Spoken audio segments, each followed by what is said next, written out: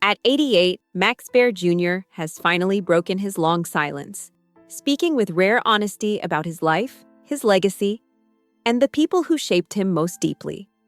The name Jethro Bodine is etched into American pop culture, but the man behind the character has spent decades trying to be understood beyond the wide-brimmed hat and the simple laugh.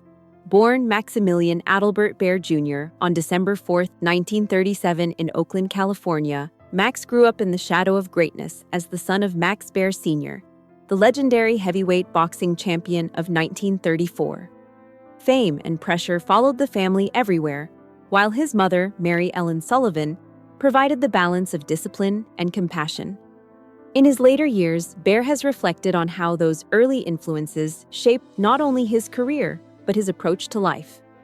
Now, as the last surviving regular cast member of the Beverly Hillbillies, he carries a unique responsibility: to tell the truth behind the laughter, the friendships, the struggles, and the people who made the show what it was, especially Irene Ryan.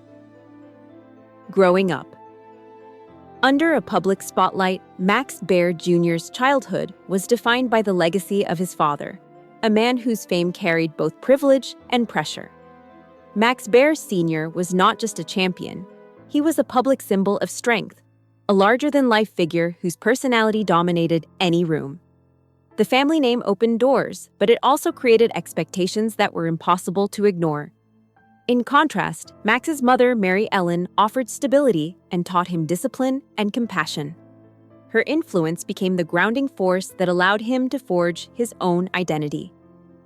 Growing up in California, Max learned early that the world could love you one day and scrutinize you the next. Still, he excelled athletically, showing the same competitive drive that defined his father. At Christian Brothers High School in Sacramento, he lettered in 4 sports and won the Sacramento Open Junior Golf Tournament twice. These achievements hinted at a future defined by versatility, not just one path. Max was not simply living in his father's shadow, he was building his own. A student of sport, philosophy, and business after high school, Max Baer Jr. attended Santa Clara University, where he studied business administration and minored in philosophy.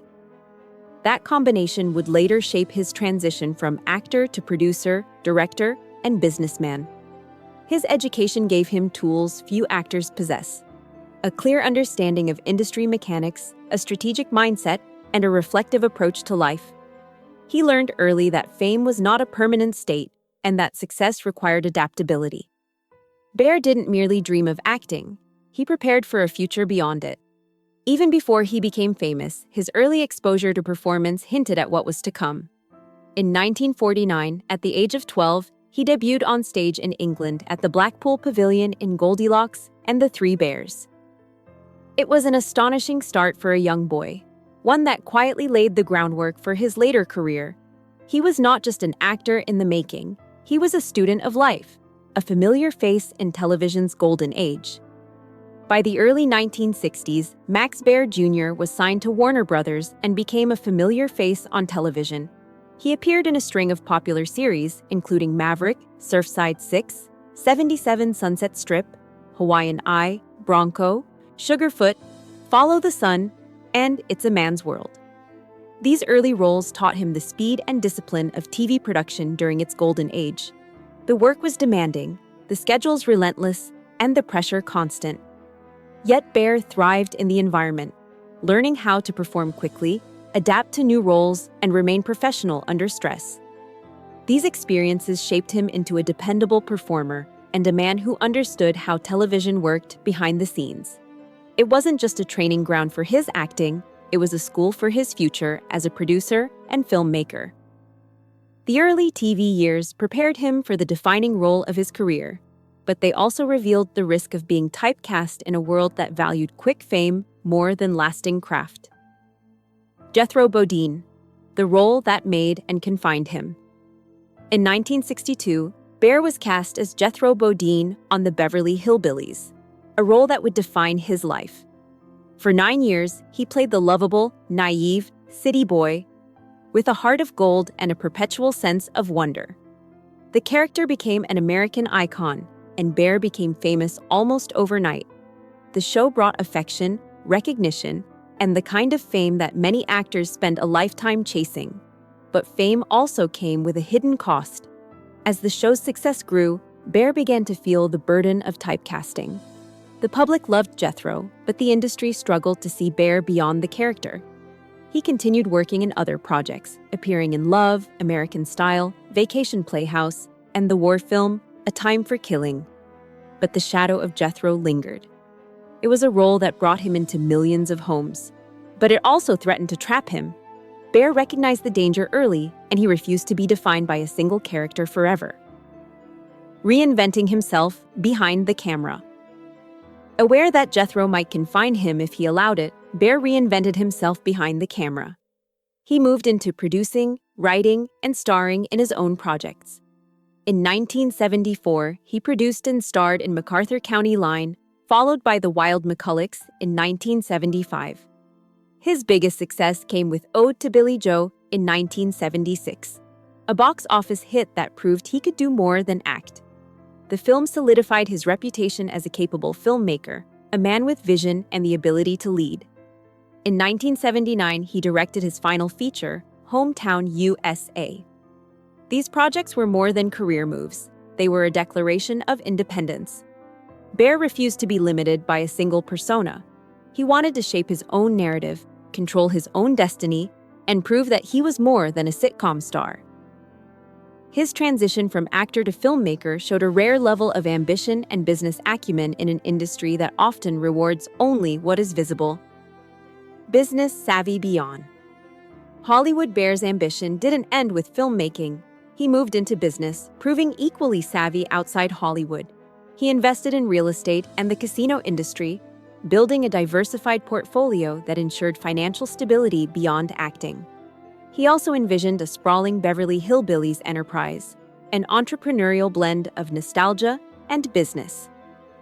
Baer imagined theme parks, resorts, and a brand that could continue to thrive beyond the original show.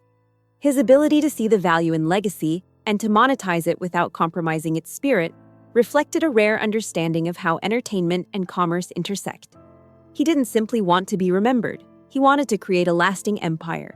It was a vision shaped by his education, his family legacy, and his belief that a successful career should also be a strategic one. Even in retirement, Baer's mind remained active, always considering what the next move could be. Irene Ryan, the woman behind Granny Now. Baer speaks most poignantly about Irene Ryan, the woman America knew as Granny. On screen, she was feisty, lovable, and comedic. Off-screen, Baer says she was a formidable force, sharp, demanding, and tougher than anyone he'd ever known. Irene Ryan was a seasoned survivor, shaped by years of hardship, failed marriages, and decades of work in vaudeville, radio, and film before her late-life fame. She intimidated Baer as a young actor, but she also taught him the meaning of professionalism. She demanded excellence, tolerated no laziness, and protected the integrity of her character fiercely. Baer admits he underestimated her early on, but he grew to deeply respect her. Behind the scenes, she revealed a dry, wicked humor and a warmth few ever saw. Her refusal to slow down even as her health declined left a lasting impression. When she died in 1971, Baer felt the end of an era, an ending far greater than the show itself. The strength behind the laughter Baer insists that history remembers Irene Ryan's laughter, but not always the strength it took to create it. She was not simply a comedic figure, she was a survivor. She worked in a world that demanded constant reinvention, and she never stopped pushing herself even when her body was failing. Her dedication shaped the tone of the Beverly Hillbillies and left a lasting impression on Baer. He speaks without bitterness now, only gratitude. He recognizes that her humor was not only entertainment, but also a shield, a way of surviving a life of hardship. She taught him that professionalism is more than talent. It is discipline, preparation, and respect. She taught him to honor the craft, even when the world is ready to laugh at it. And for Baer, those lessons became the foundation of his own career. Buddy Ebsen, a friendship beyond the screen.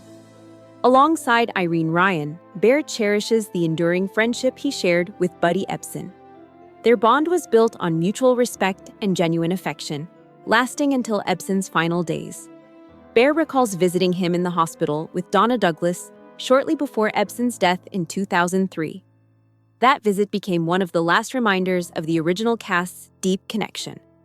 With Douglas's passing in 2015, Baer became the last surviving regular cast member of the Beverly Hillbillies. He now stands as a living bridge to a bygone era of television defined by warmth, simplicity, and enduring characters. Carrying those memories alone, Baer honors not myths or nostalgia, but the hard-earned truth behind the legacy. Outro: the final witness to a golden age. At 88, Max Baer Jr. is more than a sitcom star. He's the final witness to a television era that shaped America's cultural memory. He has seen the world change, watched the industry evolve, and lived through fame that was both a gift and a cage. His reflections reveal not only the story of a man who became an icon, but also the truth behind the characters and the friendships that made the show possible. He remembers Irene Ryan not as Granny, but as a tough, brilliant woman who earned every laugh she gave. He remembers Buddy Ebsen as a friend who remained loyal until the end. And he remembers himself as a man who refused to be confined by a single role. In his final years, Baer speaks not to be remembered, but to be understood, offering a rare, honest look at the life behind the legend.